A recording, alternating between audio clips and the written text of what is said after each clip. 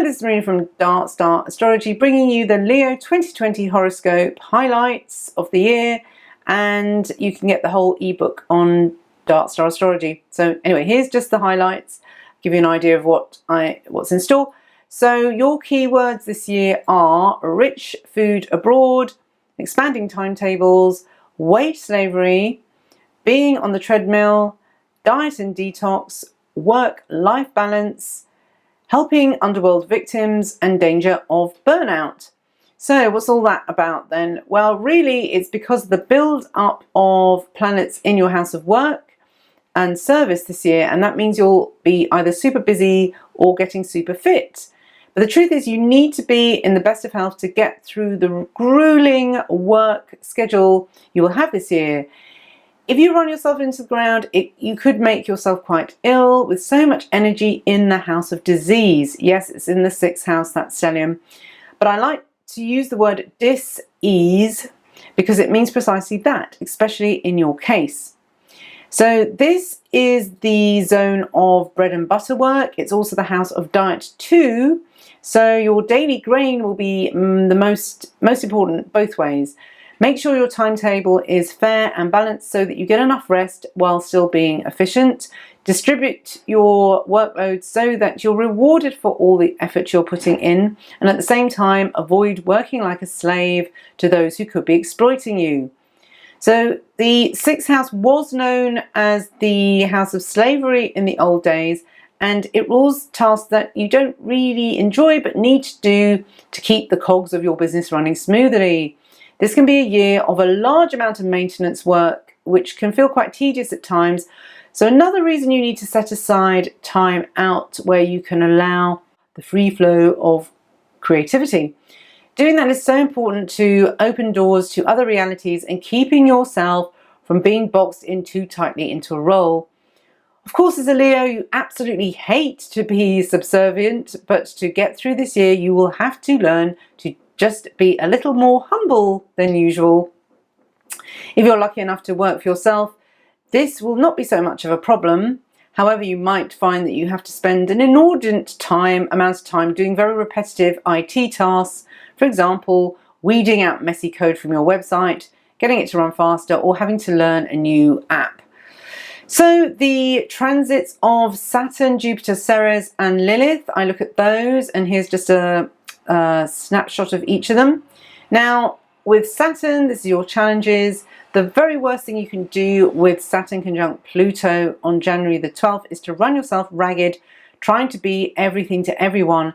Focus on the ground below your feet and plant as many seeds as you can while the soil is fertile. It will also give you the authority to say no and actually delegate, which is something that you're mighty good at anyway. The Persephone conjunction on the 13th of Jan with Ceres conjunct Pluto means you could get really carried away with the swirl of activity, but it should be a fantastic opportunity to build up a ton of leads in the future. So with Jupiter for you this year, this is your blessings and growth. Jupiter travels through your 6th house. This is the house of slavery and disease, and neither of these do you want Jupiter inflate. So how do we work with this? Now, I suggest Jupiter in this house will probably increase your working hours, which, as I said before, could cause illness if you run yourself ragged. There's a real danger during this time, but remember, Saturn is traveling alongside Jupiter and will help to keep him in check. Saturn can slow the pace down as well. So with Jupiter conjunct the South Node on January the 8th, you could actually get a karmic gift from a sponsor for past life deeds. So that's a nice one to start the year with. With Lilith and Ceres, now just watch out for the Ceres conjunct Pluto in Capricorn at the beginning of the year, January the 13th again, because you could be tempted away from your current job with the promise of a higher wage. Be careful though, because Pluto can be quite underhand in his promises and the wage hike may never actually happen. With Lilith, the majority of the year it will be in Aries, so that's your house of travel, spirituality and philosophy for you. And that's a period where you're willing to travel to the most forbidden paths to seek enlightenment.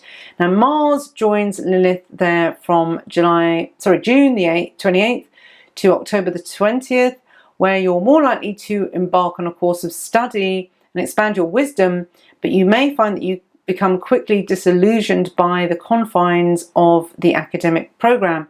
Still, you will enjoy challenging the teachers.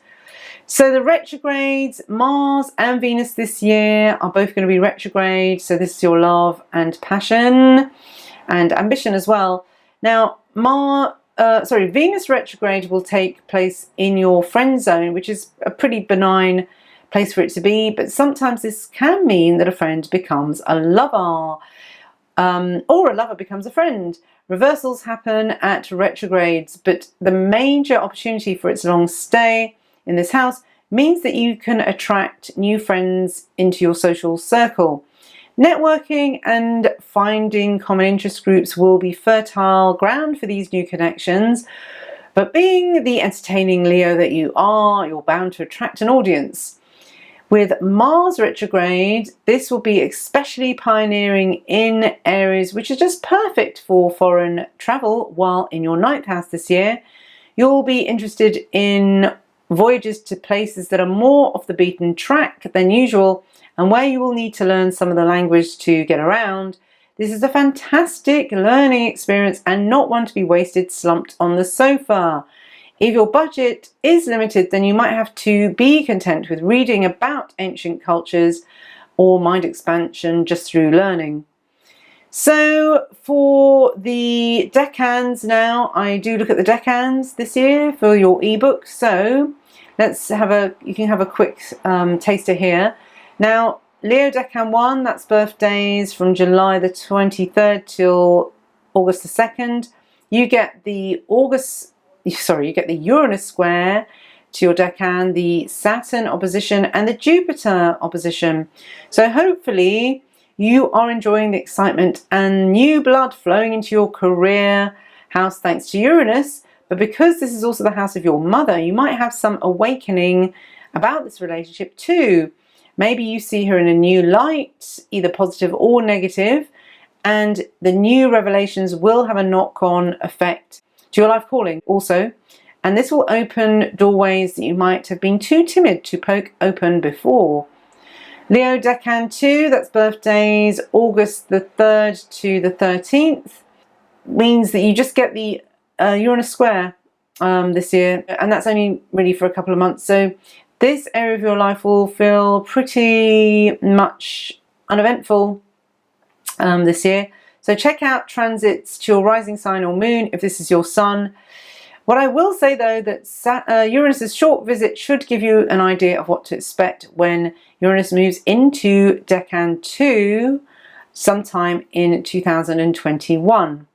Leo Decan 3, you get the Pluto quincunx all year, so you have even less going on than the other decans, but it might be worth mentioning this quincunx because it is the aspect of karmic adjustment, and you'll feel the Pluto energy in a much more subtle way. So that's really about it for Decan 3, unfortunately. Again, you know, read maybe more for your moon or your ascendant rising sign if you want to get more details for your actual decan this year.